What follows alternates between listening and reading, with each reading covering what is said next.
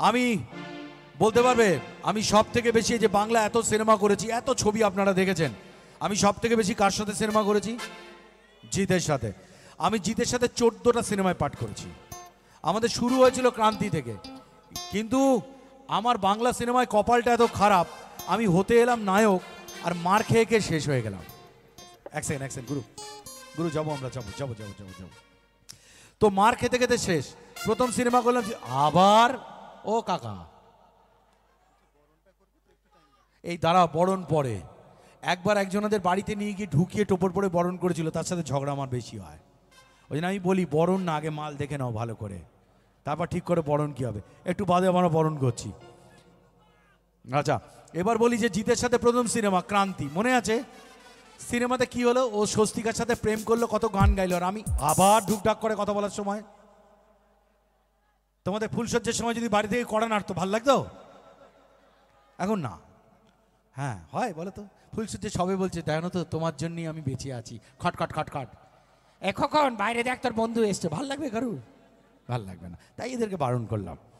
তো জিতের প্রথম ছবি, আমার প্রথম ছবি ক্রান্তি। সেই সিনেমায় দেখুন আমি কিভাবে মারা গেলাম, থেঁতলে মেরে রক্ত বার করে দিয়ে আমাকে পুঁতে ফেলে দিল।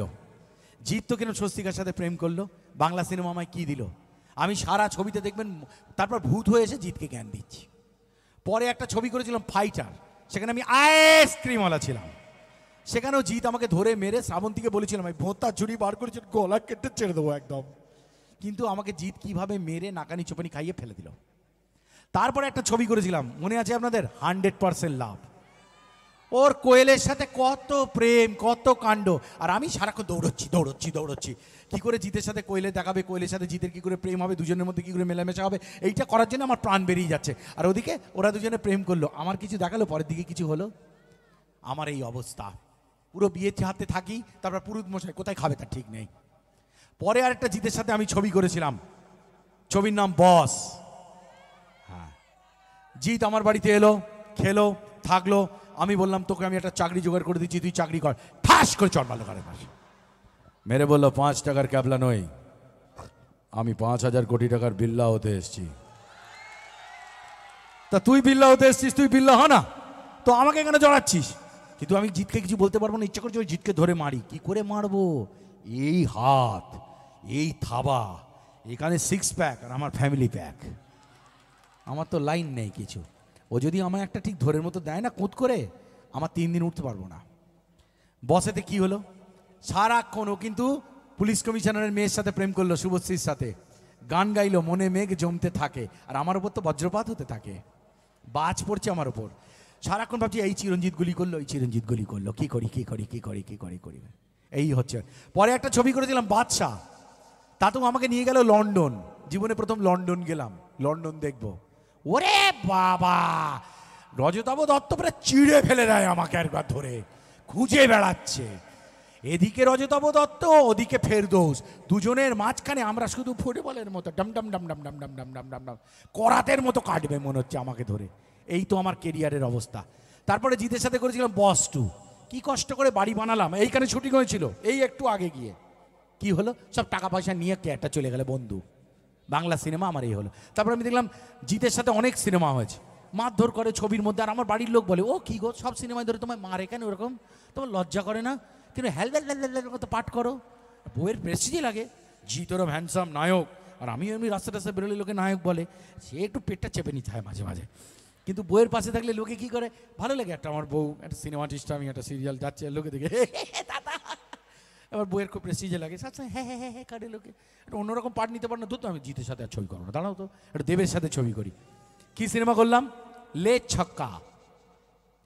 এরম যেরকম ঠান্ডা পড়েছে 4 গুণ ঠান্ডা পড়েছিল, আর এক ঠাকুর মশাই রোল দিয়েছে, ধুতি পরিয়েছে, কি হাওয়া কি হাওয়া,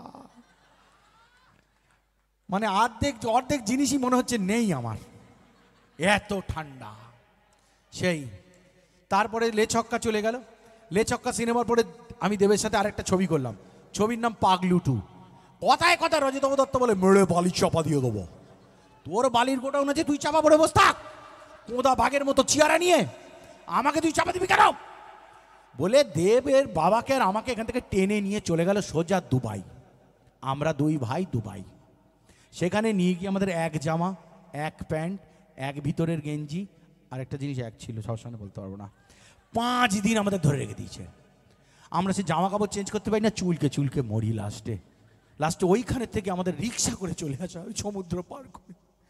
কি পেলাম? চ্যালেঞ্জ টু মারতো। ওই ছবিতেও আমাকে মারার প্ল্যান করেছিল বাংলা সিনেমা, কিন্তু তাপস পাল সব ভুলে গেল। ওর মাথায় কি রোগ হলো, ওই ভুলে যাওয়ার জন্য আমাকে কেউ মারলো না, ছবি থেকে বেঁচে গেলাম।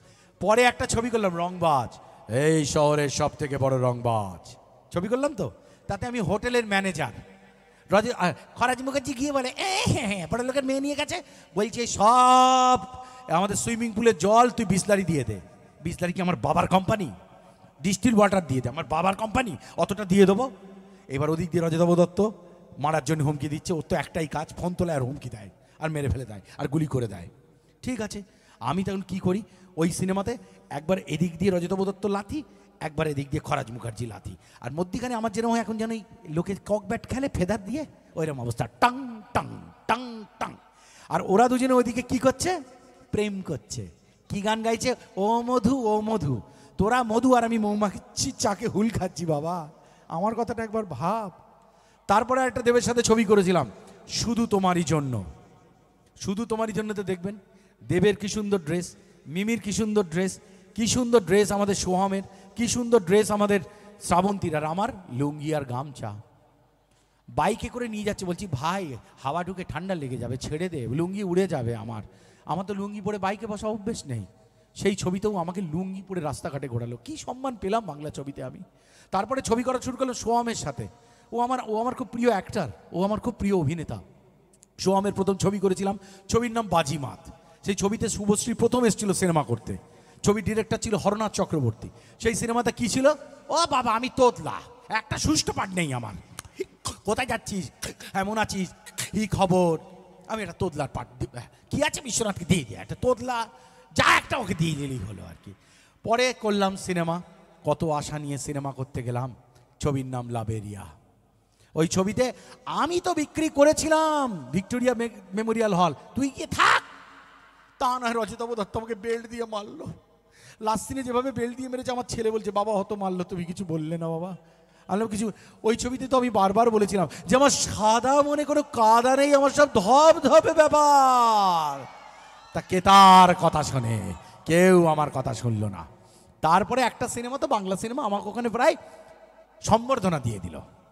ছবির নাম কি, যিনি আমাকে জীবনে সব থেকে বেশি সিনেমা দিয়েছেন, ডিরেক্টরের নাম রবি কিনাগি, সব থেকে বেশি সিনেমা দিয়েছেন আমাকে। তিনি ছবি করলেন, আমি তাতে 3টে হিরো, আর আমি মন্দিরের ঘন্টা। ছবির নাম জামাই ফর 20, জামাই 420। ওরা জামাই হলো, আমি 420 হলাম। ওই সিনেমাতে যেভাবে মেরেছে সবাই মিলে আমাকে, এবার খাট থেকে, হোটেল থেকে, বাড়ি থেকে, এখান থেকে সেখান থেকে, যেখান থেকে পাচ্ছি পড়ে যাচ্ছি। আমি এইসব ছেড়ে দিয়ে ঠিক করেছিলাম সিরিয়াল করব। সিরিয়াল করলাম সুবর্ণলতা, বউ গম। বউ ওই দিকে তাকিয়ে থাকে, আমি এদিক তাকিয়ে থাকি, দুজনের সাথে কোনো রকম সম্পর্ক নেই কিন্তু, না তাতেও 7টা বাচ্চা হয়েছিল, সেটা অন্য কথা না। বউ গম থাকার সাথে 7টা, এই দেখবেন। তারপরে সিরিয়াল করলাম কংস, এত বড় একটা চেহারা, কথায় কথা বলতাম, আমি মহারাজ কংস, স্বর্গমত্ত পাতালের আমি অধীশ্বর। একটা এইটুকুনি বাচ্চা ছেলের নাম কৃষ্ণ, আমার বুকের উপরে উঠে গলা টিপে রক্ত বার করে দিয়ে মেরে দিয়ে চলে গেল। একটা জাস্টিস পাই এই ইন্ডাস্ট্রি থেকে আমি, একটা। এখন একটা পার্ট দিয়েছে, আমাকে বললো বিশ্বনাথ ভিলেন, আমি এবার একটু ভিলেন করবো, বলে কমেডি ভিলেন বিশ্বনাথ। আর করবো দাদা, যা কপালে আছে আমি দেখি। যত সিনেমা করতে গেছি, কিছুদিন আগে ছবি করতে গেছিলাম বাজি, সেইখানে ওই লন্ডনে শুটিং, শাকিব খানের সাথে 3টে ছবি করেছি, তার মধ্যে 2টো ছবিতে আমাকে গুলি করে মেরে ফেলে দিয়েছে। আমার বউ বলে, একটা কি শেষ অবধি বাঁচার কোনো সিন নেই তোমার, যে একটা শেষে গিয়ে নায়িকা আছে তার? আমারও ইচ্ছা করে তো একটু নায়িকাদের হাত ধরি, সিনেমায় এসছি। এই এখানে কেউ লাইভ ভিডিও করছে না তো? আমার বউ কাটটা দেখছি তার ঠিক নেই কিন্তু। হ্যাঁ, আমাকে তো আবার বাড়ি ফিরে যেতে হবে, না তো আজকে আবার কলতলায় শুতে হবে। তো এখানে আমারও তো ইচ্ছা করে, কি সুন্দরী সব দেখতে বলুন তো, যেমন নুসরত, তেমনি মিমি, তেমনি শ্রাবন্তী, তেমনি কোয়েল। আহা, তোরও যেরকম অবস্থা আমারও সেই অবস্থা। তা আমায় তো কোনো চান্স নেই, একটা যে কারোর কাছে গিয়ে পৌঁছবো বা একটা। পড়েছিলাম প্রেমে, জামাই ফর 20-তে নুসরাতের প্রেমে পড়েছিলাম। কোথায় নুসরাত, লাথি মেরে ভার করে দিয়েছে আমাকে থেকে। একটা সিরিয়ালের শুটিংয়ে পর্যন্ত দেখবেন না কোনো নায়িকার সাথে আমার কোনো সিন আছে। আর এখন এই করতে করতে এখন ছোঁচোতে থাকে। আর বউকে তখন বলবো কী করবো বলো, ডিরেক্টর এটা বললো, আমি তো কিছু করতে পারি না। আমার তো ইচ্ছা করে একটু সুইজারল্যান্ড যাই, একটু বরফের ওপর দিয়ে যেরকম দেব করে, মনে মেঘ জমতে থাকে, গান টান হোক। আমার জীবনে আর মনে মেঘ জমলে না, সবটাই বজ্রপাত।